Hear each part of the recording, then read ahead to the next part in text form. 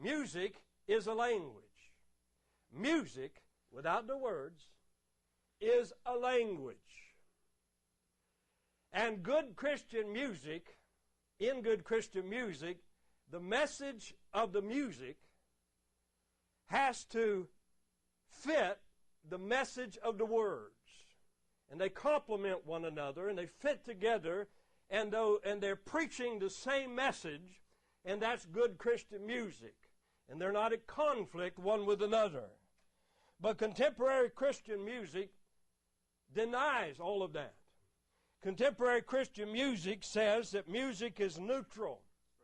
And music, they say, is nothing. It's amoral. It's nothing apart from the words. Therefore, it does not matter what kind of music we use, they say. And if you go into a Christian bookstore, a large Christian bookstore, you can find every kind of Christian music, so-called, that the world has. Every category of music that the world has, there's a so-called Christian alternative of it. And I want to start tonight by playing just a few clips that will remind us of exactly where Christian music is tonight and how worldly it has become. If you go into a large Christian bookstore like in Oklahoma City, there's a chain called Mardell.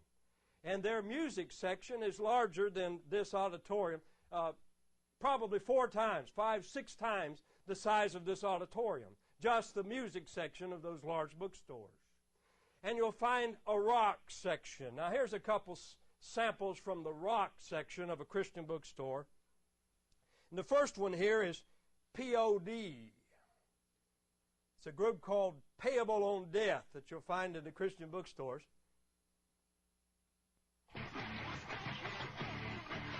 P.O.D.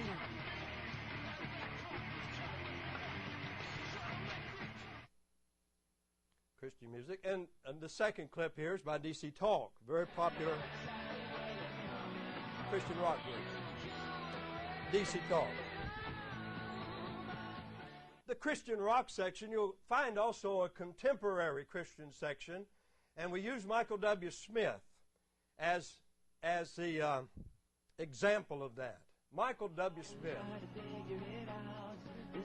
very influential in Christian music circles. And you'll also find a rhythm and blues Christian rock section. And here we use Kirk Franklin. Kirk Franklin. Christian screaming. Then you have a techno section, Christian techno. The Raving Lunatics is the name of this group. The Raving Lunatics. Good Christian group. There they are, Raving Lunatics. That's the cover of it. And then you come to the rap, hip-hop section of the Christian music store. Here we have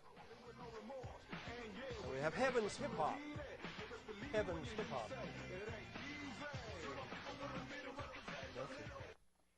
You have the modern praise and worship section. This is Brownsville Assembly of God, Pensacola, Florida.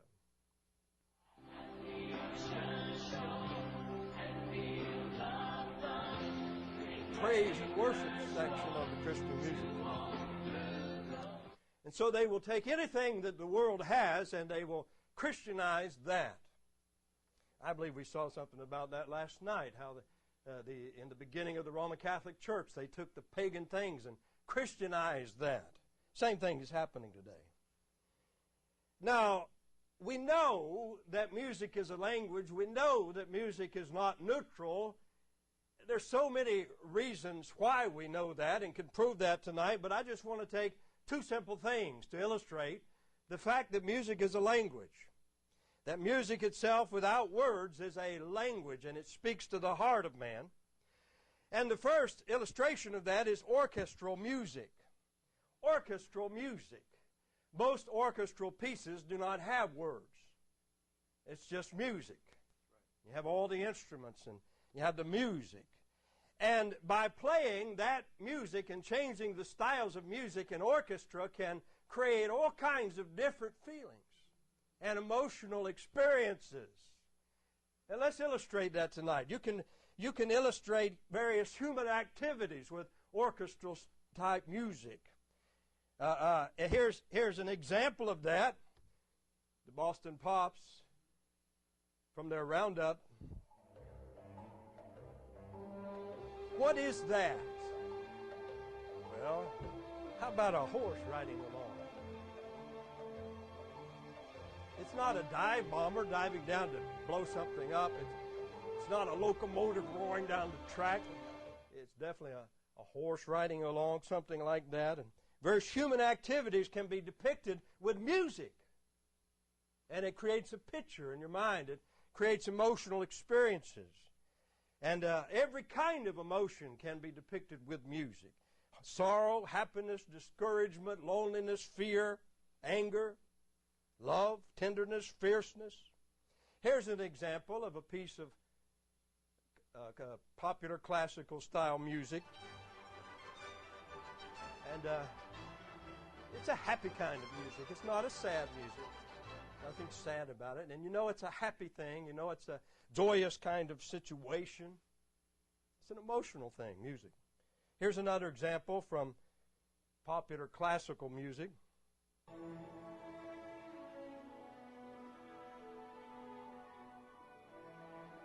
And that's a more somber, emotional music.